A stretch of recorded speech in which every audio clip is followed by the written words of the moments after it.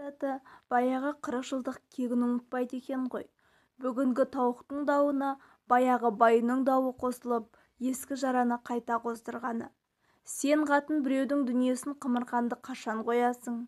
Баяғыда еркектің жұмыртқасын құмартып, байымызды қас пен көздің арасында қағып салушы едің.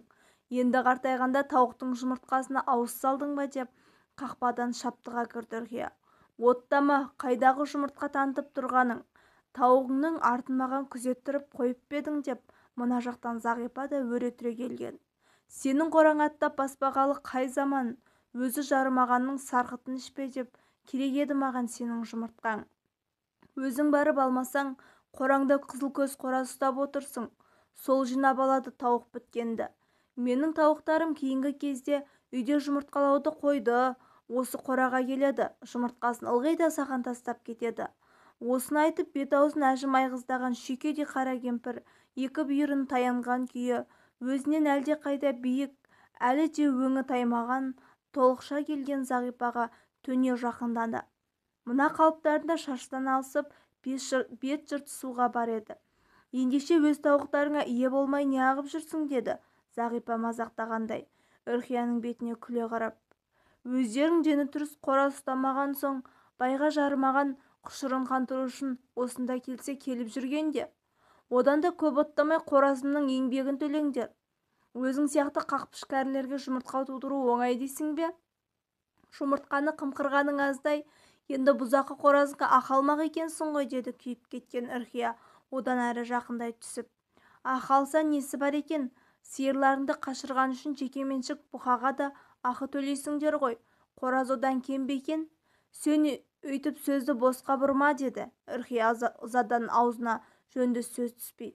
Қатындар айтады ғой, сені апта сайын дүкенге 40-50 жұмыртқа өткізетін көрінесің. Соның бәрін екі тауығын қалай тауып жүр? Онда жұмысың болмасын, деді Зағипа да өршеленіп. Осы сендер апта сайын қой сойып жатсаңдар, қораларыңа мая-мая шөп түсіп, қырманнан машина толы астық түсіріп жатсаңдар да, соларды қайдан алдың, кімнен қымқырдың деп сұрамаймыз ғой. Бүгін келіп менің қоразыма көзің түсе қалыпты. Зағипаның нені меңзеп тұрғанын Үрхия да түсінді. Оның ұлдары шеттерінен саудагер, ауқатты, берсе қолынан бермесе жолынан алатын пысықтар болатын. Бизнесмен дейді екен ғой ондайларды. Өзінің осал жерін шап бергенде Үрхияның аузына сөз түспей қалды. Сен қатынды ма бәлем, тұра тұр. Сені мен ертең участковыйде ертіп келіп бірақ сөйлесемін. Не мен тұрармын, не қызыл қораз тұрар бұл ауылда деп, тұлан тұтып бұрқыраған күй есіктен шыға жөнелді. Мейлі, участковый келсе шауып алар деймісің? Сабыр сақтаған Зағипа бір уақ баяғы жастық кезін еске алды. Оған түрткі болған жаңағы Үрхияның байымды қақтап сауып алушы едің деген сөзі. Үрхияның айтып тұрғаны жобаға келеді. Күйеуі Сәдуақастың осы Үрхияны менсінбей бұлғақтап жүрген кезі. Совхоздың бас зоотехник қызметін атқаратын. Сол жігіттің ептеген серлігі де бар еді. Онда күйеуінен ерте жесір қалған Зағипаның жап-жас кезі. Күйеуі төлеген милицияда істейтінді. Ұрыларды ұстаймын деп жүргенде пышақтап кетті ғой марқұмды. Ал Зағипа 2 жасар қызын құшақтап қала берген. Жас жесір Зағипаның екінші рет тұрмысқа шығуы да мүмкіндік еді. Сөз салып құда түсушілер болмады емес, болды. Оған боғат болған банағы Үрхияның байы Сәдуақас қой. Сәдуақас өле ғашық Зағипаға. Осы маңайдағы жігіттің бәрінен қызғанады. Кейде жайлаудан түнделетіп келіп, өз үйіне бармай Зағипаға түсетін. 2 торсы қымыз бен бағланның етін ала келіп, 2-3 күн жатады осында. Обалы нешік, еркекті қуаты мықты еді. Зағипа оны қақтап сауып алайын деп пе, Сәдуақастың өзі ғой желімдей жабысып алатын. Оны қатынастары 10 жылға дейін үзілген жоқ. Кейін ол басқа совхозға ауысқанда ара-тұра келіп тұратын. Жақсы азамат еді. Зағипаға тұрмыстық жақтан көмектесіп тұрды. Опасыз жалған деген осы 5-6 жылдың алдында сол Сәдуақас та өтіп кетті дүниеден. Қазақта жан қимай болса да жар қимақ жоқ деген сөз бар. Баяғыда бастан өткен жастық кешуін ұмытпай, құлғандай қуып жүргені сол ғой Үрхияның. Күйеуінің әруағын сыйласа, ескі жараны жаңғыртпай-ақ қоймай ма? ертеңінде Үрхия шынында да участковыйды ертіп келіпті. Ол да осы ауылдың баласы. 7 жылдықтан соң әрі қарай оқымай көшеде доп қуып жүрген көп боқмұрынның бірі еді. Әскерден келген соң қалада 1-2 жыл оқып, иығына лейтенант деген погон жапсырып қайтты. Ол да Зағипаны жақсы біледі. Қызмет бабында құрбан болған милиционердің жесірі деп мейрам күндері қал сұрап тұратыны бар. Бұл жол Үрхия жалғыз емес. Қасына тағы да 4-5 қатын ертіп келіпті. Бәрі жан-жақтан шуылдап, Зағипаны түтіп жеп қоя жаздады. Әрқайсысы 7 атасынан тауық өсіріп келгендей, азнаулақ тауықтың жұмыртқасы болмаса, өлетіндей өршеленіп, көкбеттеніп алыпты. Бәріміздің қарап отырғанымыз 5-6 тауықтың жұмыртқасы. Бізге енді соны да бұйыртпайтын дедің бе? Көршінің тауығын қорасына қамап тудырды деген не сұмдық? Осы қатында тауықтардың басын айналдырып алатын бір дон жуан қораз бар дейді. Соны әкелсінші, көрейік. Көршінің тауығына қырындайтын моральдық жақтан ұстамсыз, ондай бұзақы қораздың басын шабу керек қой десіп, Зағипаның кішкентай ауласын бастарына көтерді. Зағипа мана сәскеде әлдеқандай заман болады деп 2 тауық пен қоразды үйшігіне қамап тастаған. Сонысы дұрыс болыпты. Әйтпесе мына қатындардың көзіне түссе, қызыл қоразды тіріде жұлып жейтін түрлері бар. Осында жыртық тесіктен жылтыңдап кіріп алатын тауық көп. Солардан қайсысына қарауыл боламын, деді Зағипа есесін жібермей. Сендердің қаңғырған тауықтарының күйтін басам деп, жалғыз қоразым жүдеп барады. Кеше мына Үрхияға айтқанмын, сиырларыңды қашырған үшін жекеменшік бұқаға ақы төлейтіндерің сияқты, менің қоразымның да еңбегіне ақы төлеңдер. Ақыры кімнің сөзін жөнде шығаратын білмей, учаскелік полицейдің басы қатты. Бұлайша заңда әжептәуір білгенімен, өмірдегі көп келеңсіздіктер біздің заңдарымызда қарастырылмаған ғой. Мекенді заңсыз меншіктеп алған қоразды қойып, жеңіл жүрісті жезөкшелер де қылмыс кодексіне кірмей қалыпты. Себебі ондайлар бұрын бізде болмаған ғой. Ал мына жағдайда кімді кінәлау керек? Осы қораға шарбақтың жыртық тесігінен кіріп алатын тауықтарды ма? Әлде бөтен біреудің тауығына жігітшілік жасаған қоразды ма?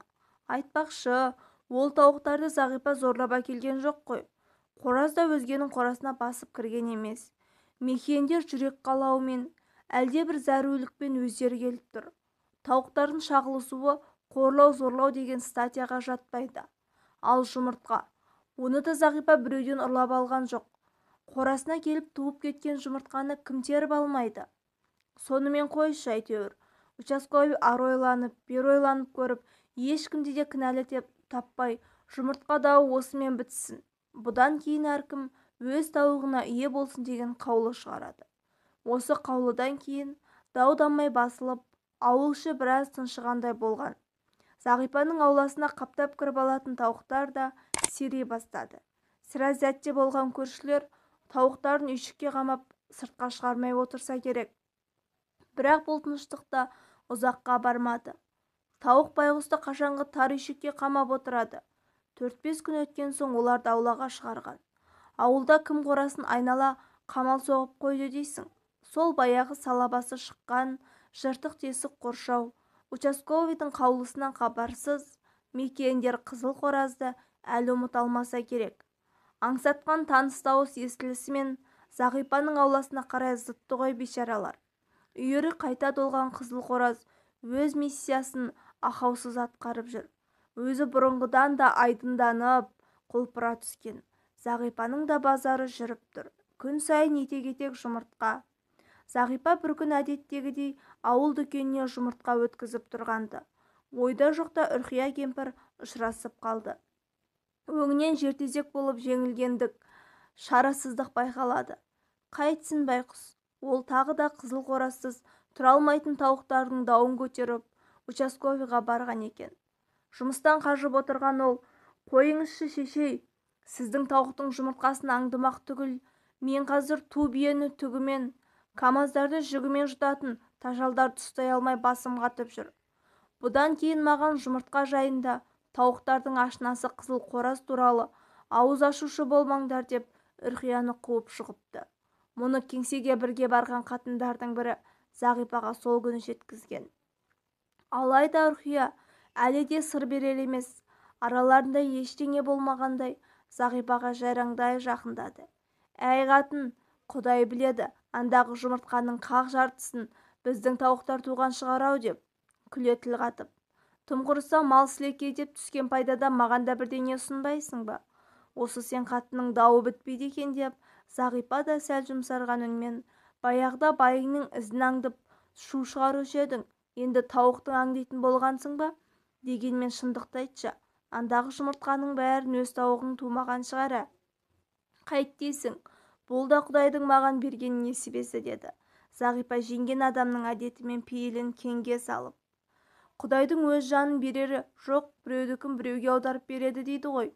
Бұл кезде Зағипа сатушыдан әжептәуір ақша алып жатқан. Ішінен 200 теңгелігін бөлек алды да, мә, сенде құр қалмашы, сұғың өтіп жүрер деп Үрқияға ұсынды. Бұл ауылда 10 жұмыртқаның құны еді. Бергенді кім жек көрсін? Үрқия шырайланып қалды. Қыз-ау деді. Бұрынғыдан әрі жақындай түсіп, әй қатынды қойып, баяғы жас кездерін еске салып тұр. Тауығы да жұмыртқасы да құрысын, әйтеуір қу дүниені қимай айтамыз да, сен одан да мынаны айтшы. Я нені сұрайын деп едің деді Зағипа аңтарылып. Сен жас кезінде келбетті болдың ғой, салт басты, жесір әйел дегендей. Енді жасырмай айтшы, менің байым өзі келді ме саған, әлде сен ыңғай таныттың ба? Оны қайтейін деп едің деді. Зағипа оған ажырая қарады. Баяғыда марқұм боп кеткен байыңды сен қатын әлі қызғанасың ба?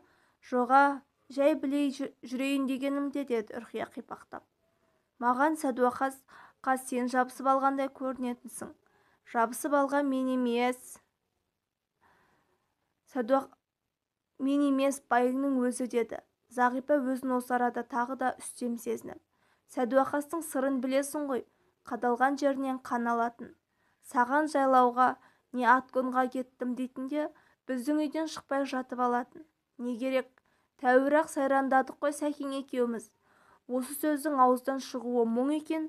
Кенет Үрқияның ажымай қыздаған өңі бұзылып, шырайында бір тамшы қан қалмай сұрланып кетті. Иә, білем, осы сен қатынның ұпайы түгел, қашанда тұста жүресің деді. Көгіс тартқан ерні дір-дір етіп. Жұрттың байы да сенікі, тауығы мен жұмыртқасы да сенікі. Қызыл қоразың анау мекендерге маза бермейтін. Соны айтты да дүкеннің есігін тарс жауып шықты да кетті. Зағипа не істерін білмей аңырды да қалды. Жаңағы қатынның адамша сөйлесіп тұрып, аяқ астынан бұзылғаны несі? Бәрі кейін мәлім болды ғой. Сөйтсе Зағипаға жылы ұшырап, жақындасып жүрген Үрқияның тағы бір қыры екен. Бұған деген 40 жылғы кегін ұмытпапты. Ішіндегі шор боп қатқан мәңгілік мұз ерімепті. Ертеңінде Үрқия Зағипа ұрлағанын мойындады. Дүкенде ұрлығының үстінен түсіп едім.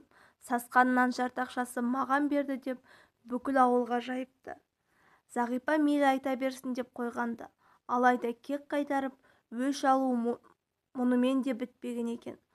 Сұмдығы соңына сақтапты. Арада тағы бір апта өткенде Қызыл қораз аяқ астынан ғайып болды. Мекендерге ілесіп, көрші қоралардың біріне кірді ме деп Зағипа әркімдерден сұрастырып еді, көрдім білдім деген бір жан шықпады. Қызыл қораздың да өткен жылғы қысқа сиырдың кебін киген анық. Бұл қастықтың Үрқиядан келгеніне күмән жоқ. Бұл заманда айғақ дәлелмен мойнына қоймастан ұрын ұстау мүмкін емес екен ғой. Учаскелік полицейге арызданып еді, ол да Үрқияға ештеме істей алмады. Бұрын кім білген, қорасыз қораның сәні болмайды екен.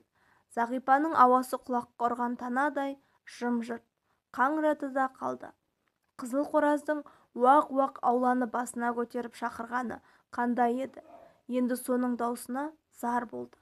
Ал бұл кезде осы көшенің қатындары Үрқия кемпірдің үйіне жиналып, өз жеңістерін тойлап жатыр еді. Алдарында әртүрлі шарап, қызыл қораздың етінен сарымсақтап, бұрыштап әзірленген ащы қуырдақ. Бұлардың қызыл қоразға өшіккені сонша, етін түк қалдырмай жеп, жіліктері мен қанатына дейін шөпектеп мүжіп қойды. Сол күні өздерінен бір елі артық